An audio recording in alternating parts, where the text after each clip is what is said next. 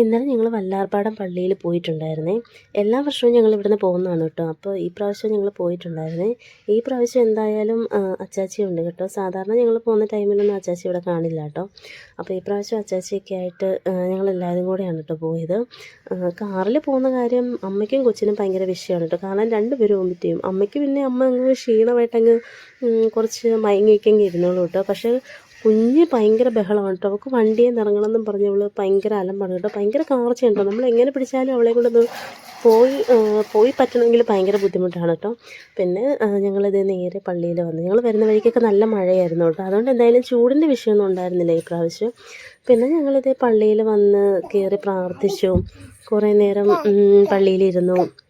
പിന്നെ അതൊക്കെ കഴിഞ്ഞ് ഞങ്ങളിത് നേരെ പള്ളിയുടെ സൈഡ് ഭാഗത്തായിട്ട് കുറേ തത്തേനേയും കിളിയും കാര്യങ്ങളൊക്കെ വെച്ചിട്ടുണ്ട് കേട്ടോ. അപ്പോൾ കുഞ്ഞിനെയും കൊണ്ട് ഇതേ ആ സൈഡിലേക്ക് വന്നു കേട്ടോ.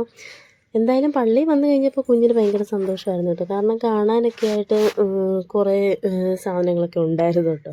അപ്പോൾ ഇത് ഈ തത്തേനെയൊക്കെ നോക്കി കുറേ നേരം അവളവിടെ നിന്ന് കേട്ടോ. ഇത് നല്ല ഭംഗിയുണ്ടായിരുന്നു കേട്ടോ ഇത് കാണാനായിട്ട്. ഇതൊരു മരത്തിന് ചുറ്റുമാണ് കേട്ടോ ഇവരിങ്ങനെ ഈ ഗ്രില്ലടിച്ച് ഇതിനെല്ലാം ഇട്ടേക്കുന്നത്. അപ്പം ആൾക്കാരെല്ലാവരും നോക്കുന്നുണ്ട് കേട്ടോ. തത്തയോ വേറെ എന്തൊക്കെയോ സാധനങ്ങളൊക്കെ ഉണ്ട് കേട്ടോ അതിനകത്ത്. അതുകൊണ്ട് കുഞ്ഞിനെന്തായാലും ഭയങ്കരമായിട്ട് ഇഷ്ടപ്പെട്ടു കേട്ടോ. അപ്പോൾ ഞങ്ങളുടെ വീടിൻ്റെ സൈഡിലായിട്ടൊരു പുളിമരം ഉണ്ട് കേട്ടോ. അപ്പോൾ എല്ലാവരും പറയുമായിരുന്നു അവിടെ ഇതുപോലെയൊക്കെ അടിച്ച് എന്തെങ്കിലുമൊക്കെ സെറ്റ് ചെയ്ത് ഇങ്ങനെയൊക്കെ വാങ്ങിച്ചിടാമെന്നേ.